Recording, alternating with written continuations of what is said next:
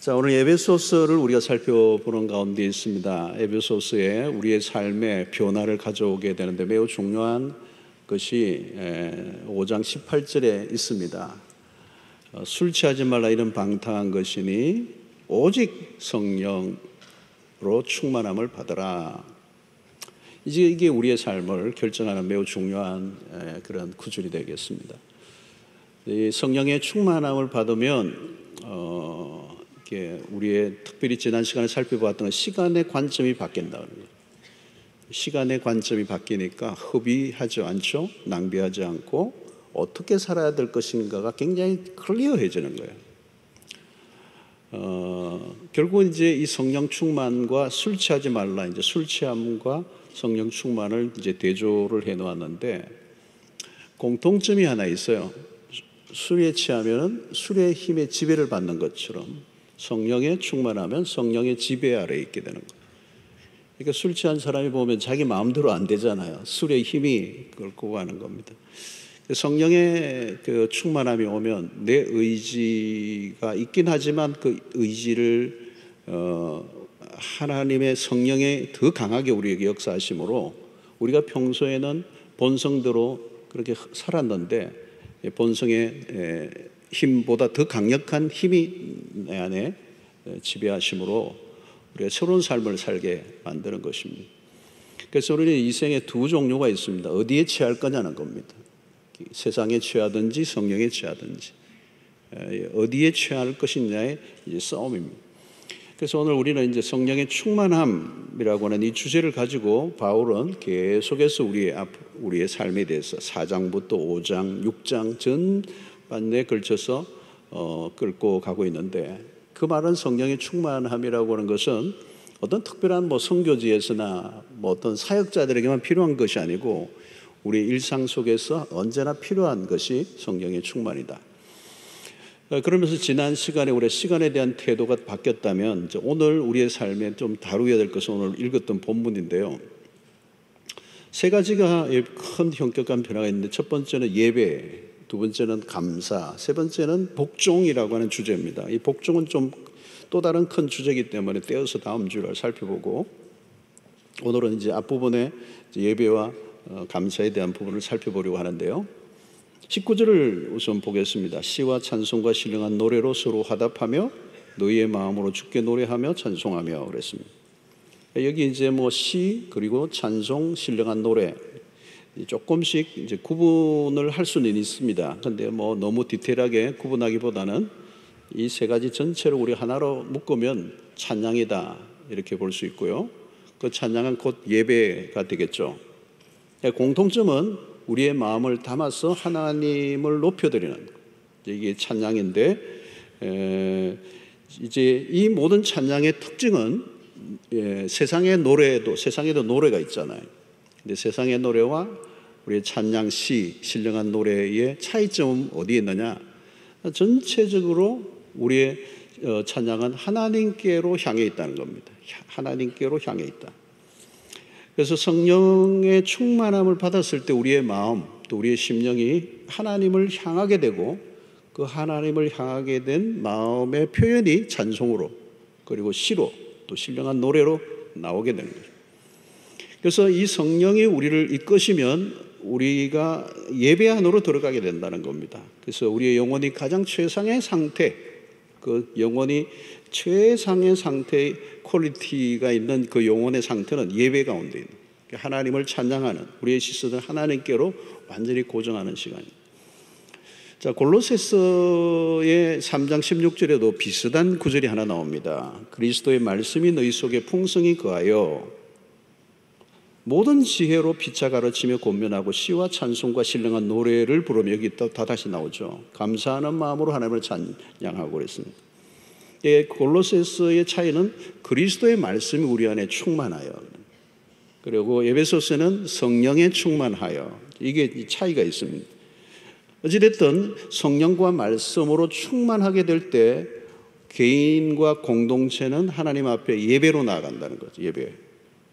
그리고 이 성령은 또 말씀은 우리를 최종적으로 어디를 데리고 가느냐면 하나님께로 이끌어 드리시는 거죠. 그래서 그것이 예배다 하는 겁니다. 자, 여러분, 예배는 우리의 삶의 또 우리의 신앙의 중심부 센터에 있습니다. 예, 센터. 우리의 모든 신앙의 행위 또 우리의 삶의 중심에 이 예배가 잡혀져 있습니다. 그런데 이 예배는 영적인 일이죠. 우리가 어떤 모임이나 집회와는 전혀 다른 겁니다. 교회도 가끔 이제 집회를 하는데 그 집회와 예배를 구분하지 못하는 분들이 계세요. 집회와 예배는 달라요. 예배는, 오늘 우리가 이런 예배는 집회라고 부르면 안 돼요. 예배예요. 철저히 무엇에 초점을 맞추느냐, 하나님에게 집중되어져 있습니다. 이제 세상의 모임과 다른 게 여기에 있는 거죠. 여러분, 예를 들면 세상에 사람들이 이렇게 많이 모이면 당연히 어디에 초점을 맞춰요? 사람들에게 초점을 맞춰요. 이 분들이 어떻게 만족을 얻게 할 건가, 이 많은 사람들이 어떻게 즐거움을 얻을 건가, 어떻게 하면 행복해지게 할 건가, 이제 여기에 초점을 맞춥니다. 그런데 하나님을 향하여 드리는 예배는 그게 아니에요. 우리가 아무리 수만 명이 모여도 우리의 초점은 우리가 아니에요. 예배는 철저히 하나님에게만, 하나님에게 초점을 맞추는 거예요. 그래서 하나님에게로 계속 나아가고 그 하나님에게 시선을 집중할 때 그 예배 속에 하나님이라는 존재가 점점 더 커져 가시는 거죠. 그래서 우리는 그분의 위대하심에 압도를 당하고 그분을 찬양하고 높여드릴수록 하나님은 더 커진 분이 되는 거죠. 그리고 그 속에 우리는 아주 작아지는 거예요. 하나님은 맥시마이즈 되고 우리는 미니마이즈 되는 거예요. 그러면서 하나님이 더 크시면 점점 더 하나님의 위대하심을 높여드리고 찬양하고 그분의 존재 자체가 우리의 이 예배 안에 압도를 하는 느낌을 가질 때 우리는 뭘 느끼느냐 하면 임재의식을 느낀다. 임재, Presence of God이라고 하는 하나님이 여기에 충만히 임하신다는 걸 경험하는 거예요. 여러분, 이것이 이제 우리의 신앙의 공동체, 이제 예배의 본질이에요. 그 예배가 살아있느냐, 이게 중요한 겁니다. 그리고 우리의 예배는 철저히 하나님에게만 드려져야 된다. 이게 버티컬 처치라는 그런 말도 있는데 수직적인 교회예요. 그러니까 많은 교회 자칫하면 우리는 우리 자신에게 관심을 가지고 우리에게 서비스를 하는 교회가 되어버리면, 하나님을 놓쳐버리면 그건 진정한 예배가 없는 거예요. 예배가 타락한 곳이라고 볼 수 있는 거죠. 중요한 것은 우리가 모일 때마다 왜 모였는가를 계속 물어야 되는 거예요. 이게 세상의 모든 모임들도 그래요. 모였다가 흩어지고 모임도 많잖아요. 얼마 전에 잼버리 대회도 하고 막 수만 명이 모였는데 중요한 건 왜 모였느냐, 그 모임의 목적이죠. 우리도 늘 물어야 되는 거예요. 왜 모였지 우리가? 왜 우리가 매주일 이렇게 모여야 되지? 이런 질문을 던져야 되는 거죠. 자, 교회가 교회다워지는 것은 딴 게 아니에요. 예배예요. 그 예배를 드릴 때 하나님의 영광이 임하는, 하늘에 열리는 그 예배를 잘 드리는 교회가 건강한 교회요. 그 예배가 잘못 드려지고 하나님께 집중하지 않으면 결국은 우리의 시선에 수 없는 잡다한 것들이 이슈가 되게 되는 거예요. 자, 여러분, 오늘 우리가 개인적으로도 마찬가지예요. 예배를 드리며 하나님의 임재를 느끼고 하나님의 영광에 우리가 눈을 뜨고 하늘이 열리는 어떤 독특한 영적인 그런 체험들이 우리 안에 있으면요, 세상의 잡다한 이슈들이 더 이상 나를 사로잡지 못해요. 깊은 예배 안으로 들어갈 때 우리는 단순해져요. 왜? 그분이 우리를 압도하니까. 그래서 엘라 골짜기에 그 이스라엘 백성과 블레셋의 싸움에서 골리앗과의 버티고 있을 때 모든 사람들이 두려웠더런데 소년 다윗은 골리앗을 향하여 달려가잖아요. 아무것도 없이 그냥 물맷돌 들고 나간단 말이죠. 그 어린 아이가 뭘 하느냐. 그래서 어떤 사람은 주술가는 이렇게 해요. 그 엘라 골짜기에 이 다윗에게는 하나님 외에는 다른 게 안 보였다는 거예요. 그 다윗의 시선을 압도하는 존재는 골리앗이 아니라는 거예요. 하나님의 존재가 자기를 사로잡고 있으니까 달려간 거예요. 그러니까 하나님의 존재가 너무 크신 분이라고 하는 사실을 믿으니까 골리앗은 조그만해지는 거예요. 겁이 안 나는 거예요. 여러분, 예배가 그런 겁니다. 하나님이 우리의 시선을 압도하는 거. 그 예배의 경험이 이제 그거에 있어야 되는 것이죠. 그런데 이제 우리가 이 예배를 드릴 때에 우리가 노래를 부르는 게 아니야. 우리가 그냥 신이 나가지고 노래 부르는 거야. 막 내가 신이 나서 막 예배를 들어. 오늘 막 기분 좋았다는 거죠. 기분 좋았다. 이 찬양은 우리를 즐겁게 하기 위해서 만들어진 게. 그래서 오늘 여러분 19절에 보면 중요한 단어가 하나 나오는데 19절에 성경을 가지고 계시는 분은 보십시오. 마음으로 주께 노래하며 찬송하며 여기 나와요. 그러니까 예배에서 마음이 중요해요. 그런데 여기 이 마음이라는 단어가 헬라 원어로 보면 감정이기보다는 의지에 더 가까워요. 그게 무슨 일이에요? 여러분 찬양을 하거나 노래를 할 때는 감정이 중요하다고 얘기했잖아요. 그런데 오늘 여기에서는 의지적인 게 더 중요해요. 그러니까 우리의 감정의 상태가 중요하지 않아요. 하나님은 언제나 찬양을 받으시기에 합당하신 분이고 우리는 찬양을 드려야만 돼요. 내 기분이 안 좋아서 나 오늘 하나님 찬양 안 할래. 그게 아니라 그것과 상관이 없어요. 의지적으로 하나님을 찬양하는 거예요. 자, 여러분, 우리는 우리의 감정에 치우칠 때가 많고요. 그리고 감정이라는 것이 죄에 오염되어 있어요. 우리는 지금 아직 이 감정 상태가 그렇게 좋은 게 아니에요. 죄에 오염되어 있다고. 그러니까 우리의 감정에 치우쳐서 오버하면 안 돼요. 이 감정이 성령의 통제를 받아야 돼요. 너무 충동적인 분위기로 찬양을 해서는 안 된다는 거예요. 자기의 막 기분에, 자기의 감정에 겨워서 찬양을 하는 거예요. 은혜 받았다. 그게 아니에요. 성령의 이끌리심을 받아야 된다. 물론 C.S. 루이스 같이 굉장히 지성적인, 너무도 지성적인 사람이니까 굉장히 이성적이고 냉혹하거든요. 그러니까 찬양을 굉장히 싫어했어요, C.S. 루이스가. 나중에는 이제 은혜를 받아서 달라졌죠. 뭔가 교회에서 예배 시간에, 지금 내가 이리 나가면 시간이 안 돼서 다시 돌아와야 될 것 같아요.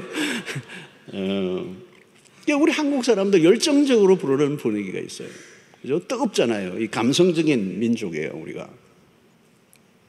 근데 한번 부르는데 나중에 보면 가사도 의미도 모르고 묵상도 안 되고 그냥 내 기분에 흥겨워서 부르는 거예요. 중요한 것은 성령의 인도예요. 내가 최선을 다해 불렀다가 아니에요.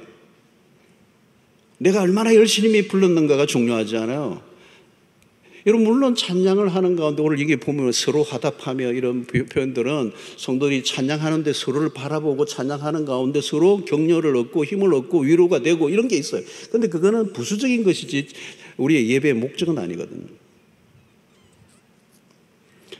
여러분 찬양할 때 우리 자신을 중심에 두면 안 돼요. 성령의 인도를 받지 않으면 우리 자신에게로 집중한다는 거예요. 선곡할 때도 마찬가지. 내가 부르고 싶은 곡을 부르는 게 아니라 오늘 이 시점에 이 순간에 이 예배 속에 하나님이 어떤 찬양을 받기를 원하시는지 많은 것들이 기도 가운데 결정돼야 돼요. 찬양의 초점은 철저히 하나님이다. 예배는 하나님을 위한 것이다. 하나님을 높여드려야 된다. 하나님이 누구이신지 알아가고 그분을 묵상하고 그분에게 관심을 집중시키는 거예요. 자, 그래서 여러분 우리가 주보를 가지고 이제 이 순서에 대해서 순서대로 우리가 예배를 드려요, 지금은. 그러니까 예배를 기획하고 계획하는 것은 필요해요. 그런데 이제 여기에 완전히 매여서 이대로만 드려야 된다고 그러면 잘못이 돼요. 그 예배의 순서라는 건 우리가 짠 거예요. 하나님이 이렇게 짜주신 게 아니고 우리가 짠 거예요. 그 교회의 상황이나 여러 개에서 맞췄는데, 근데 우리는 하다 보니까 이게 하나의 완전한 틀이 되어버려서 이것을 벗어나면 안 되는 것처럼 생각해요. 그러나 이것보다 순서보다 더 중요한 것은 성령의 인도예요. 그 사실 사람이 적게 모여 있으면요, 이게 우리는 이 교회가 큰 교회니까 이게 지금 여러분들은 딱 앉아서 이렇게 들으시기만 하고 이제 청중으로 이제 있는 경우죠. 여기에 예배에 참여하는 의미가 없어요. 그 사실은 예배에 함께 참여하는 게 맞아요. 그 사람이 적으면요, 곡이 한 곡 찬양이 끝났어요. 그러면 어떻게 해야 되느냐면, 예배 가운데 성령이 각 사람을 주장하세요. 그러면 어떤 성도에게 하나님이 굉장히 강하게 하나님 이 찬양 다음에 어떤 찬양을 더 하고자 하는 마음을 어떤 사람에게 부어주실 수가 있어요. 그러니까 예배가 이렇게 수직적인 이렇게 다이렉트로만 되는 게 아니라 상방으로 오고 가면 그분이 잠시 일어나가지고 이게 고린도전서에서 실제로 일어나는 거예요. 일어나서 하나님이 지금 말씀하 예언을 한다 그러죠. 예언받은 거를 나누기도 하고 또 저 속에서 얘기도 하고 찬양을 하고 이 자유로움이 있는 거예요. 지금 우리는 순서에 따라서 해야 되고 순서 바깥에 찬양을 하면 큰일 나요. 부목사님이 함부로 하면 안 되게 돼 있어요. 그러니까 우리는 이게 시간에 매여 있는 거예요. 그러니까 순서와 시간에 우리는 매여서 있는데 사실은 더 중요한 것은 성령의 인도하심이에요. 그 성령의 인도하시면 그 찬양을 한 곡 더 해도 되고요. 후렴을 10분 불러도 되고요. 왜? 언제 끝나야 돼요? 찬양은 성령께서 우리 가운데 이쯤이면 이제 충분하다고 하는 성령의 인도하심이 있어요. 그게 민감하게 받는 사람은 그게 있단 말이에요. 그게 없으면 안 되지만 이제 영적으로 성숙한 공동체 예배는 성령이 주도하시고 그걸 민감하게 모든 회중이 다 깨닫고 있고 거기에 반응하는 게 자연스러워지는 거예요. 이 성령이 때로는 그게 무질서 보이는데 성령이 친히 그 질서를 유지해 가시는 이 교회가 가장 멋있는 교회고 그런 예배가 이래야 돼요. 근데 우리는 지금 제가 이제 설교도 오래 하면 안 돼요. 그래서 시계를 보면서 저는 계속 시계 보면서 설교해요. 내용이 있어도 마치지 않으면 그 다음 예배에 야단이 나요. 뭐 그냥 주차가 엉망이 되고 그렇기 때문에 우리가 순서와 시간에 이제 제한을 이제 받게 되는데 중요한 것은 우리의 모든 예배 가운데 성령이 이끄시는 것. 그리고 회중이 우리의 회중에 있는 우리의 성도들도 예배에 참여하면서 성령의 인도하심을 구하는 거예요. 그래서 이 성령의 충만함 속에서 우리의 영이 가장 민감하고 영적인 집중력을 가지고 이 예배 가운데 성령이 어떻게 운행하고 계시고 또 이 말씀을 듣는 가운데 찬양하는 가운데 나에게 뭔가를 말씀하시는 것들이 무엇인지를 듣고 회개할 것을 깨닫게 하시고 때로는 어떤 것에 대해서 구체적으로 순종해야 될 것을 말씀을 듣는 가운데 깨닫게 해주시고 이 예배 안에서 일어나는 일들이 얼마나 하나님이 놀라운 일들을 행하시는지 알 수가 없어요. 그러므로 이런 예배 속에서는 당연히 여러분 사단의 공격도 있어요. 예배가 얼마나 중요한가를 사단이 잘 알고 있어요. 예배가 모든 것이에요. 그러니까 예배를 온전히 드리지 못하도록 사단은 공격할 수밖에 없어요. 그래서 여러분들이 교회에 오시기 전에 사실은 주일 이 예배를 위해서라면요 일주일 내내 우리는 이 예배가 준비되어져야 됩니다. 그래서 우리가 일상에서도 예배를 드려야 되고 그 예배의 일상의 예배의 정점이 오늘 주일 예배가 돼야 돼요. 그리고 오늘 예배가 온전히 하나님 앞에 드려지는 예배가 되면 그 예배의 절정에서 하나님의 강력한 임재를 경험한 사람들이 일주일 동안 세상에 나와서 모든 일이 예배적 삶이 돼요. 이제 이게 밸런스가 맞춰져야 돼요. 여러분 하나님은 우리의 일주일 내내 하나님을 찬양해도 모자라시는 분이에요. 만입이 있어도 부족해요. 아니 온 지구상에 있는 모든 사람이 1년 내내 하나님을 찬양해도 하나님은 부족한 분, 그 찬양이 부족한, 그게 부족한 거예요. 하나님은 온 만물을 통해서도 찬양을 받기에 합당하신 분이세요. 그런데 이것을 여러분 우리가 주일날 한번 예배 주일날 드린 것으로 떼어버린다. 그건 아니에요. 우리의 삶의 전 영역에서 예배를 드리고 주일날 드려와서 그 하나님의 백성들이 함께 모여 찬양할 때 그 예배는 폭발이 되는 거예요. 그리고 그 안에서 하나님의 임재로 사로잡힐 때 그 백성들이 세상에 나가서 승리하고 예배적 삶을 살게 되는 것입니다. 사랑하는 성도 여러분, 이 찬양이라는 거 하는 것은요 그냥 찬양이 아니에요. 이 찬양이 우리 안에 터질 때가 그 예배 안에 부흥이 일어나는 겁니다. 찬양은 너무나 중요해요. 여러분 영국의 부흥기가 일어날 때 그 부흥기 안에 영적 여러분 영국 같은 나라가 해가 지지 않은 나라가 되고 그 전성기를 구가할 때는 사실은 거의 97% 이상의 예수를 믿던 그런 시대가 있었거든요. 그 부흥의 시대예요. 웨슬리 같은 사람이 부흥할 때는 웨슬리 자체가 6,000곡 이상 이 찬양을 쓴 사람이에요. 그러니까 막 하나님이 부어주시는데 뭐가요? 찬양으로 나타나는 거. 막 찬양이 터지는 거예요. 내가 부르는 게 아니에요. 성령이 우리 안에서 폭발되게 하는 거예요. 터져 나오게 하는 거예요. D.L. 무디도 마찬가지. 미국을 중심으로 한 부흥운동을 일으켰을 때 D.L. 무디와 함께했던 생키라고 하는 사람은 찬양 사역자입니다. 오늘날 현대의 모든 우리 이런 찬양들의 출발점이 되는 생키 같은 사람들. 사실 D.L. 무디와 함께 부흥의 어마어마한 동력자예요. 이 찬양이 흘러 넘치게 하는 거잖아요. 영혼의 찬양이 흘러 넘치게 하고, 그래서 우리의 영혼이 가장 건강한 상태에 있을 때 찬양이 터지고, 그 찬양은 하나님에 대한 감탄이고 하나님이 하신 일에 대한 감탄이란 말이에요. 여러분, 이런 예배를 우리의 삶에서 그게 우리의 중심의 자리를 잡고 있으면 우리는 승리하는 것입니다. 그런데 우리의 삶의 가장 어려운 것은 이 예배 자리가 예배 우상의 자리로 변하는 거예요. 여러분, 이스라엘 백성들의 역사를 보면 모든 역사의 흥망성쇠는 예배 자리에 있어요. 제단, 하나님에게 드려지는 제단, 이 제단이 조금씩 훼손되기 시작하는 거예요. 그리고 여호와의 제단에 우상의 제물을 올려놓는 거예요. 이게 이스라엘 백성들이 일어나면 어때요? 여러분, 이스라엘 역사의 흥망성쇠는 정치 지도자들이 있었던 게 아니에요. 예배 단이 있었어요. 단이 회복되면 이스라엘은 역사가 기울어 버려요. 그리고 이스라엘 백성들이 하나님이 계속 말씀하는 게 뭐냐면 무너진 제단을 수축하라는 거예요. 제단이 무너지면 그 나라는 더 이상 볼 게 없어요. 거기에는 무엇이 생기죠? 우상이 생기는 거예요. 우상 숭배입니다. 근데 여러분, 우상이라는 게 뭐냐면 자아 숭배예요. 우상의 이름으로 사실은 그 우상이 뭐냐면 그건 자기를 숭배하는 거예요. 자기의 만족과 자기의 욕망을 성취하기 위한 수단으로 우상을 가져온 것이지, 사실은 그 중심에 자기가 있는 거예요. 그러니까 하나님이 가장 싫어하는 게 뭐예요? 우상 숭배잖아요. 근데 우상 숭배의 한가운데는 누가 있냐? 나가 있는 거예요. 그러니까 여러분, 예배를 예배답게 드리면 하나님은 맥시마이저 되고 나는 미니마이저 돼요. 근데 우상 숭배를 하면 어떻게 해요? 반대가 일어나요. 내가 맥시마이저가 돼요. 나라는 존재가 부풀어지는 거예요. 그리고 하나님의 존재는 보이지가 않아요.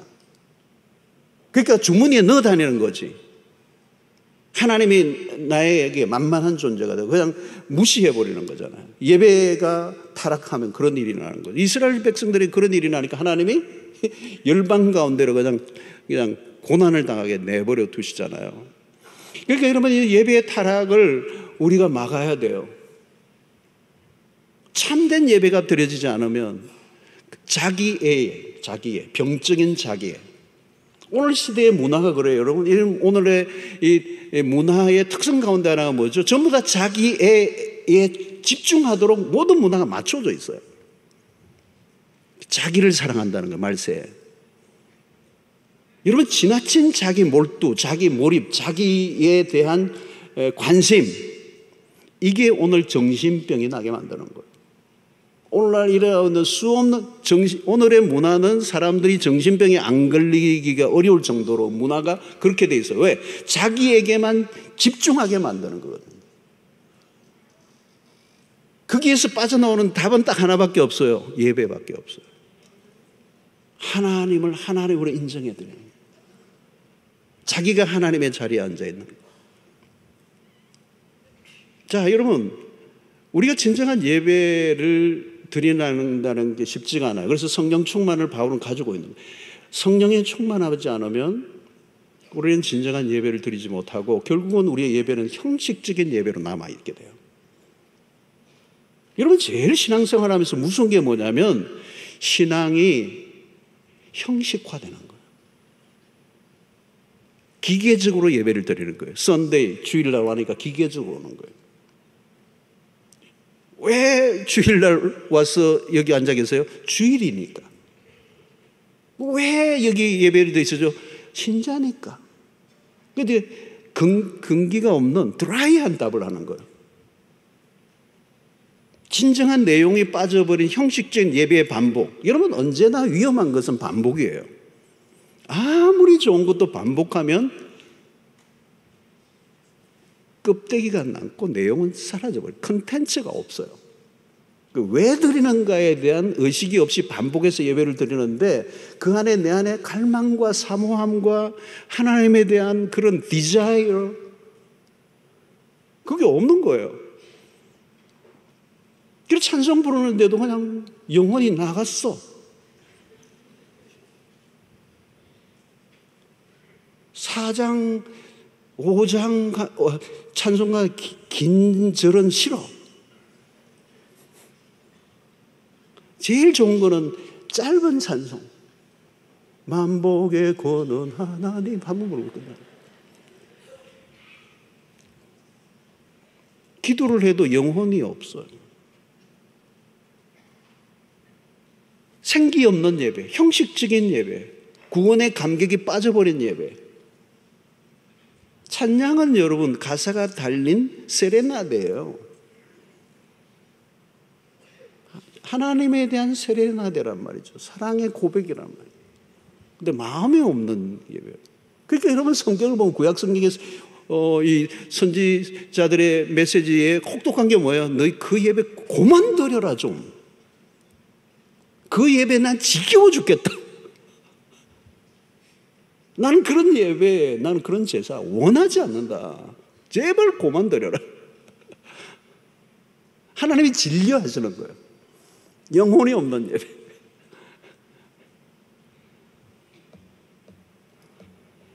여러분, 다윗이 바세바 사건이 있잖아요. 바세바 사건을 딱 기점으로 해서 탁 가버려요. 근데 그 원인의 핵심을 자세히 들여다보면 사실은 예배가 끊겨버려요.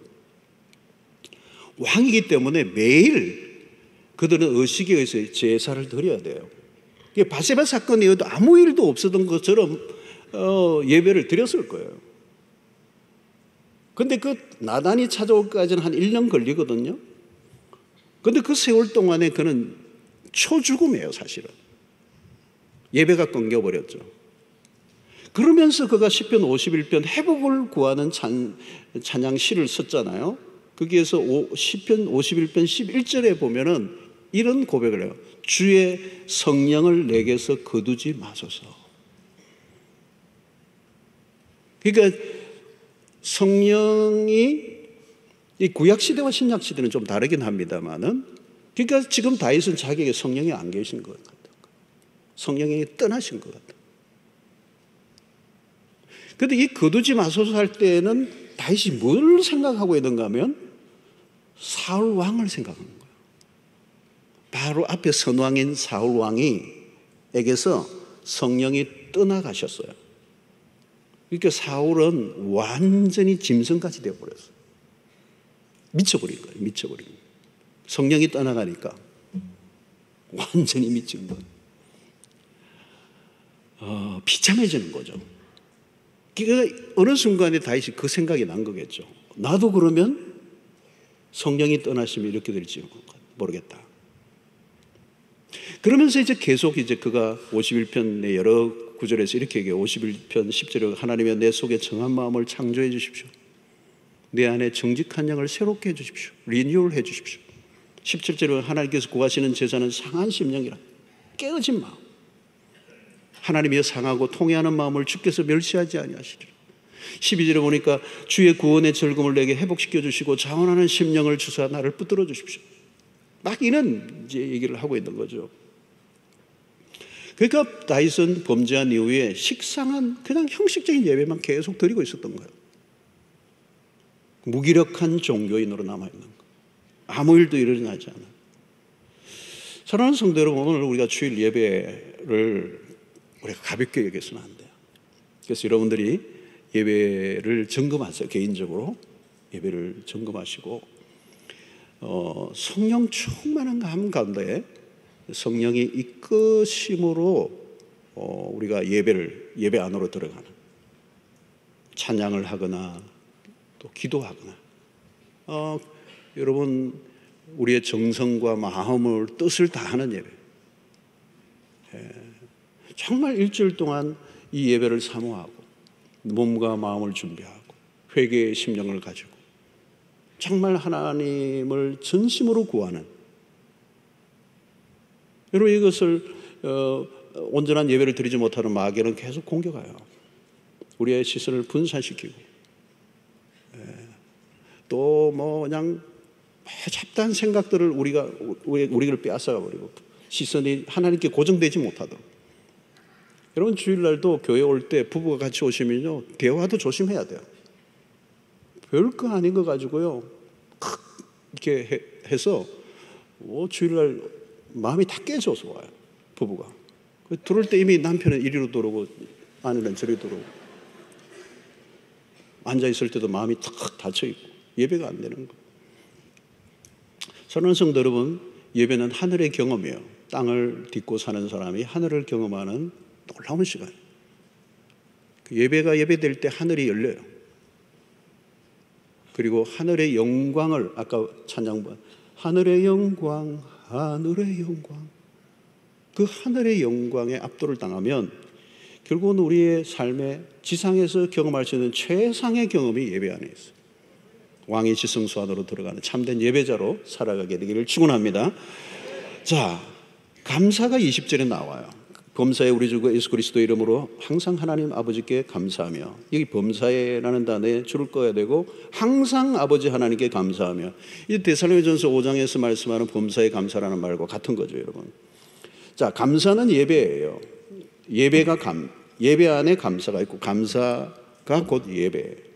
여러분 계속 감사를 하는 거죠. 감사도 결국은 어디에 초점을 맞추는 거죠? 하나님에게 초점을 맞추는 것입니다. 시편 100편 4절에 보니까 감사함으로 그 문에 들어가며 찬송함으로 그의 공중에 들어가서 그의 감사하며 그 이름을 송축할지어다. 그러니까 하나님에게로 나아가는 두 가지 통로가 있어요. 하나는 찬송, 하나는 감사. 감사함으로 그 문에 들어가고 찬송함으로 그의 공중에 들어가는, 하나님의 공중 왕실로 들어가는 거예요.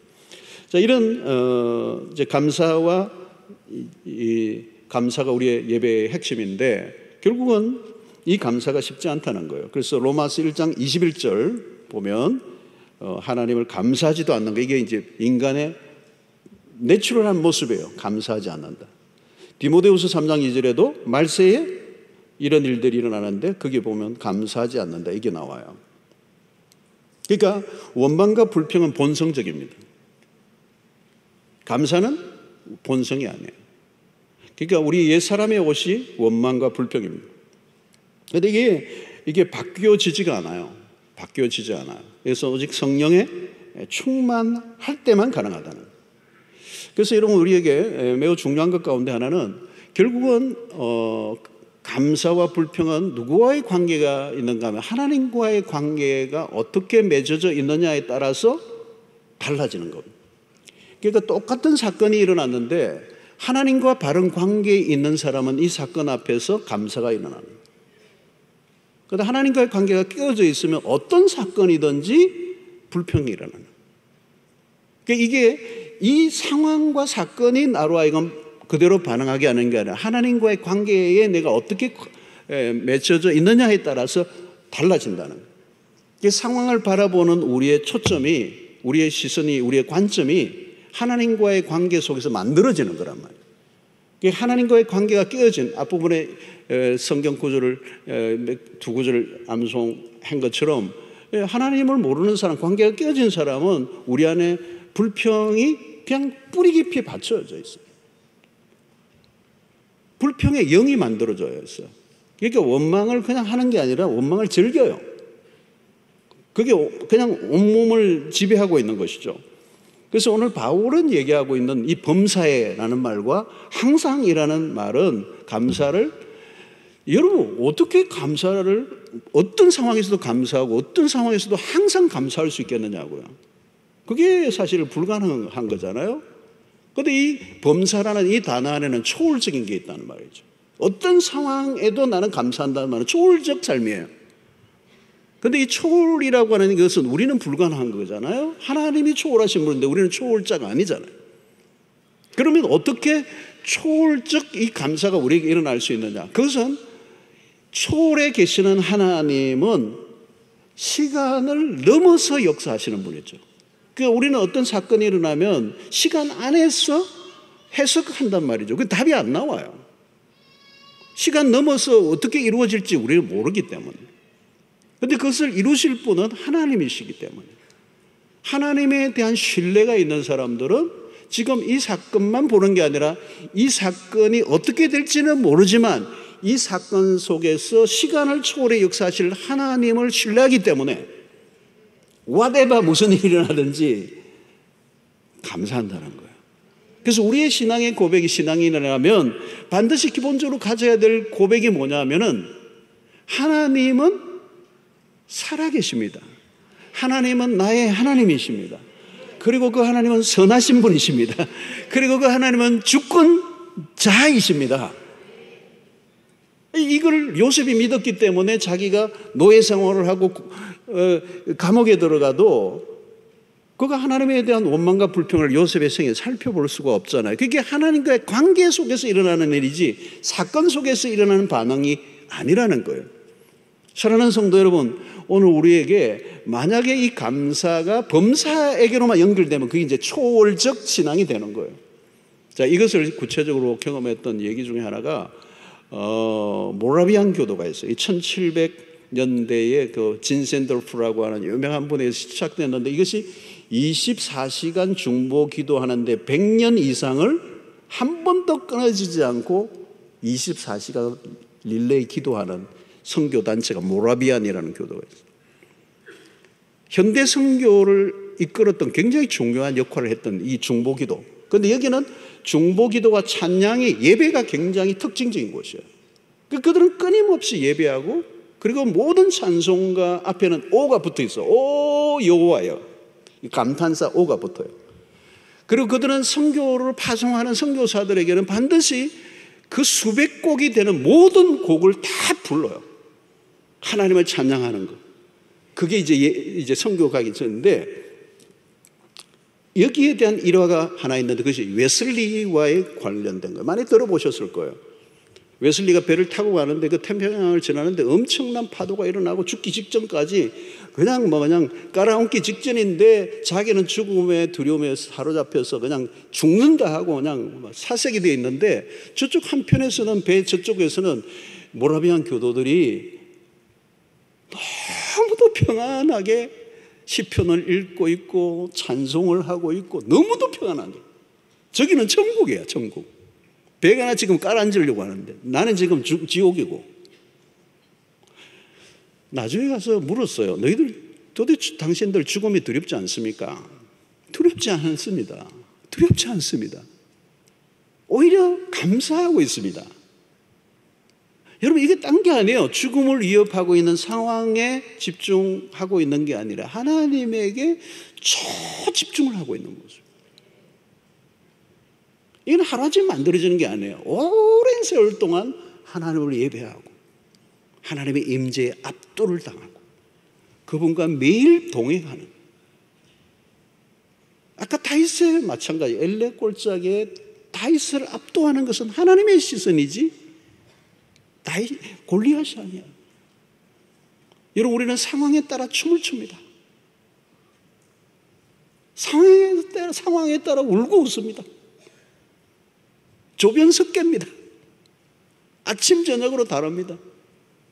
아침에는 천국에서 나온 사람 같은데 오후에만 되면 지옥에서 출장 나온 사람 같습니다. 우리의 초점이 상황에 두면 그렇게 된다는 거예요. 상황은 원래 뒤집어지는 거예요. 날마다 변화무쌍한 거예요. 상황은 우리 마음대로 돌아가지 않아요. 마음대로 돌아가는 거예요. 그러면 상황에 따라 우리가 춤을 추면 우리는 매일 천국과 지옥을 오가야 돼요. 그런데 이 모라비안 교도들은 그 죽음의 위기에 있는 풍랑 가운데서 그렇게 평안한데 그게 도대체 뭔지 웨슬리는 기가 막힌 거예요. 사랑하는 성도 여러분,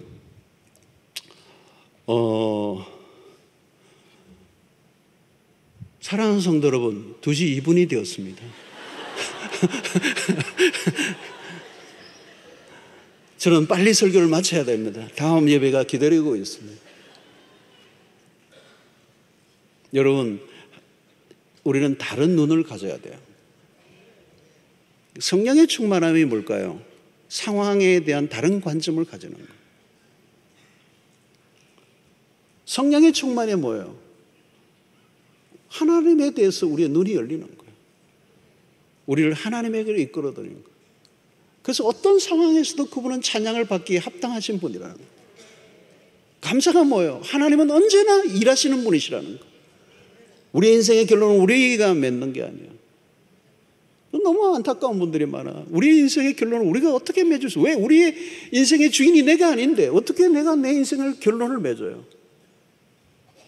하나님은 살아계시고 그분은 선하시고 그분은 만물을 주관하시는 주권자이시고 그분을 신뢰하는 거예요.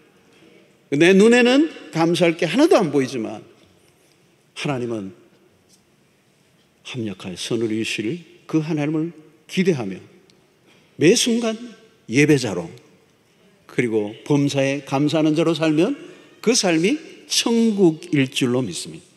그리고 그런 삶을 감당할 자가 없어요. 예배가 예배되는, 그리고 모든 삶을 감사로 올려놓는 여러분들 되시기를 주의 이름으로 축원합니다.